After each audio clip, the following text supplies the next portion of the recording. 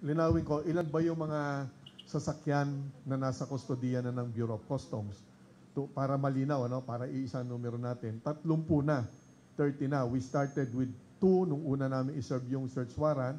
Naging 12 nung gabi na yon. At hinabol yung 16 hanggang naging 29 na. At ngayon ay 30 na. 30 na dahil kahapon isinuko naman yung Mercedes-Benz Maybach.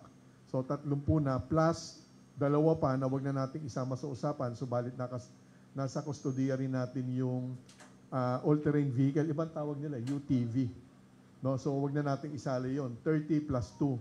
So for the purpose of our investigation, doon kami nakapokus sa 30 na luxury vehicles. Dahil yung ATV or UTV, hindi naman siya luxury vehicle. But imported din yon kaya't nasa custody rin ng customs.